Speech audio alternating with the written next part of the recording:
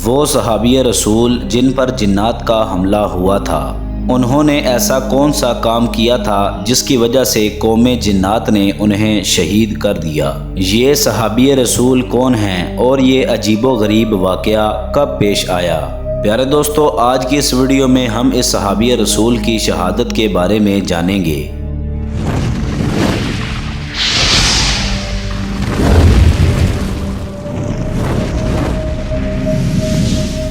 بسم اللہ الرحمن الرحیم۔ السلام علیکم ورحمۃ اللہ وبرکاتہ۔ پیارے دوستو، جنات ایک ایسی مخلوق ہے جو کہ انسانوں سے کئی ہزاروں سال پہلے اس دنیا میں موجود تھے اور آج بھی ہمارے ساتھ ہی رہتے ہیں، البتہ انسانی آنکھیں انہیں دیکھ نہیں سکتی۔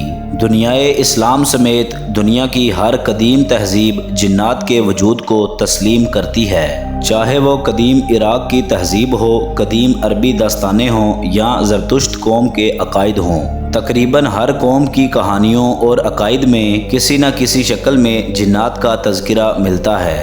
زمین پر انسانوں کو آباد کرنے سے پہلے اللہ تبارک و تعالیٰ نے اس دنیا میں بے شمار جنات کے قبائل کو پھیلا دیا تھا، لیکن جب قوم جنات اللہ تبارک و تعالیٰ کے نافرمان ہو گئے اور اس دنیا میں فتنہ و فساد پھیلانے لگے تو اللہ تبارک و تعالیٰ نے فرشتوں کے ذریعہ سرکش جناتوں کو بطور سزا مختلف جزیروں اور جنگلاتوں میں قید فرما دیا تھا۔ جب حضرت سلیمان علیہ السلام کے دور میں یہ جنات دوبارہ آزاد ہوئے تو انہوں نے دوبارہ فتنہ و فساد مچانا شروع کر دیا تھا، لہٰذا اللہ کے حکم سے حضرت سلیمان علیہ السلام نے ان جنات کو اپنے تابع کر لیا تھا اور سرکش جنات کو قید میں ڈال دیا۔ پیارے دوستو، جب آخری نبی حضور صلی اللہ علیہ وسلم کی آمد ہوئی تو جنات کے بہت سارے قبائل نے اسلام قبول کر لیا اور وہ بھی ہماری طرح حضور کے امتی ہوئے، لیکن شریر جنات نے آپ صلی اللہ علیہ وسلم کا انکار کیا۔ یہ شریر جنات انبیاء کرام کے زمانے میں بھی موجود تھے اور حضور صلی اللہ علیہ وسلم کی رحلت کے بعد بھی اس دنیا میں فتنہ و فساد مچاتے رہے۔ جنات انسان کو کچھ چیزوں سے فائدہ پہنچایا کرتے تھے، لیکن فائدہ سے زیادہ وہ بنی نوع انسان کو نقصان پہنچایا کرتے تھے، اس لیے احادیث مبارکہ میں جنات کی دوستی سے منع فرمایا گیا ہے۔ اسی طرح جنات کے انسانوں پر اثر انداز ہونے کے واقعات بھی نبی صلی اللہ علیہ وسلم اور آپ کے اصحاب کے دور میں ملتے ہیں۔ جنات کی شرارتوں اور مظالم کے حوالے سے قدیم عربی داستانوں میں بے شمار کہانیاں ملتی ہیں، جس میں کسی ویران صحرا میں یک بیک ایک دیو ظاہر ہوتا ہے اور کسی بے گناہ مظلوم انسان کو قتل کر دیتا ہے۔ اس طرح کی کہانیاں اسلام سے قبل اور اسلام کے بعد بھی عربی لوگوں میں مشہور تھی۔ پیارے دوستو، احادیث مبارکہ اور صحابہ کرام کے واقعات میں بھی اس طرح کے حادثوں کا ذکر ملتا ہے، جس میں ایک عجیب و غریب واقعہ نبی صلی اللہ علیہ وسلم کے جلیل القدر انصاری صحابی حضرت سعد بن عبادہ رضی اللہ تعالی عنہ کا ملتا ہے۔ پیارے دوستو، حضرت سعد کا تعلق قبیلہ خزرج سے تھا۔ زمانہ جاہلیت میں حضرت سعد اور آپ کے آباء و اجداد سرداری کے لیے مشہور تھے اور مدینہ طیبہ کے اشراف میں شامل تھے۔ حضرت سعد ایک سخی انسان تھے۔ حضور صلی اللہ علیہ وسلم کے مدینہ ہجرت کے بعد آپ رضی اللہ تعالی عنہ کے گھر سے اصحاب صفہ کے 80 افراد کے لیے روزانہ کھانا جایا کرتا تھا۔ اسلامی جنگوں اور غزوات میں مہاجرین کا علم حضرت امام علی علیہ السلام اور انصار کا پرچم حضرت سعد کے ہاتھوں میں ہوا کرتا تھا۔ فتح مکہ کے موقع پر بھی اسلامی لشکر کا علم حضرت سعد بن عبادہ رضی اللہ تعالیٰ عنہ کے ہاتھوں میں تھا۔ پیارے دوستو، حضرت سعد بن عبادہ حضور علیہ السلام کے جانثار صحابی تھے، جو کہ تا عمر حضور علیہ السلام کے شانہ بشانہ رہے۔ رسول پاک علیہ السلام جب اس دنیا سے تشریف لے گئے تو حضرت سعد بن عبادہ انصار کے ساتھ سطیفہ میں موجود تھے اور خود کو خلافت کے لیے نامزد کیا تھا، لیکن صحابہ کرام کی جماعت نے حضرت ابو بکر صدیق رضی اللہ تعالی عنہ کو اپنا خلیفہ چنا، جنہیں حضرت سعد بن عبادہ نے خلیفہ ماننے سے انکار کر دیا تھا اور مدینہ چھوڑ کر شام چلے گئے۔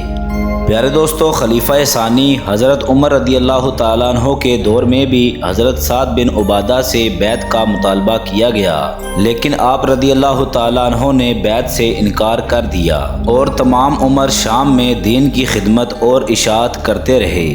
پیارے دوستو، نبی صلی اللہ علیہ وسلم کے اس جلیل القدر انصاری صحابی حضرت سعد بن عبادہ رضی اللہ تعالیٰ عنہ کی موت انتہائی عجیب و غریب اور پر اسرار طریقے سے ہوئی تھی۔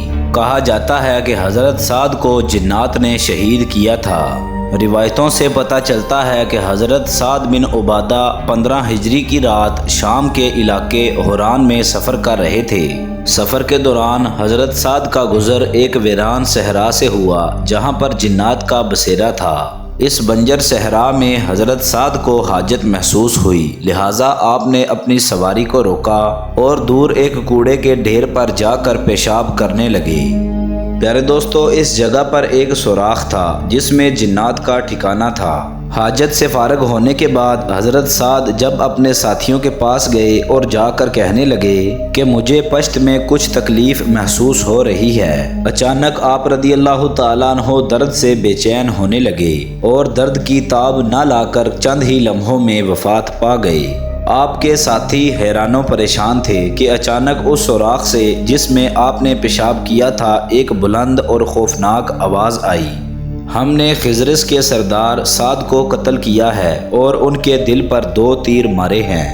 پیارے دوستو، یہ آوازیں ان جنات کی تھیں۔ لوگ خوف و دہشت سے کانپ اٹھے اور حضرت سعد کی لاش مبارک کو لے کر وہاں سے نکل گئے۔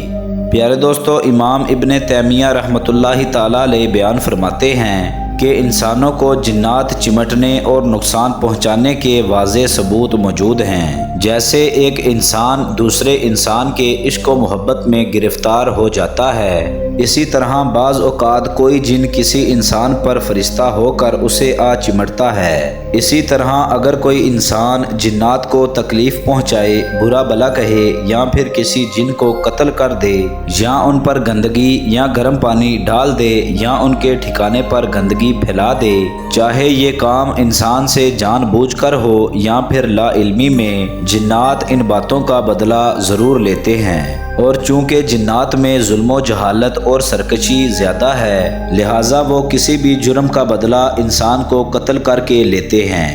پیارے دوستو، یہاں تک کہ احادیث مبارکہ سے پتہ چلتا ہے کہ شیاطین جنات نے نبی صلی اللہ علیہ وسلم پر بھی حملہ کیا تھا۔ چنانچہ حضرت ابو ہریرہ رضی اللہ تعالیٰ عنہ بیان فرماتے ہیں کہ حضور علیہ السلام نے ارشاد فرمایا، شیطان نے میرے پاس آ کر مجھ پر حملہ کر دیا تھا تاکہ میری نماز خراب کر سکے، لیکن اللہ تبارک و تعالیٰ نے مجھے اس پر غلبہ دے دیا اور میں نے اسے گردن سے دبوچ لیا۔ میں نے اسے پکڑ لیا اور اس کا گلا گھونٹ دیا، یہاں تک کہ میں نے اس کی زبان کی ٹھنڈک اپنے ہاتھوں پر محسوس کی۔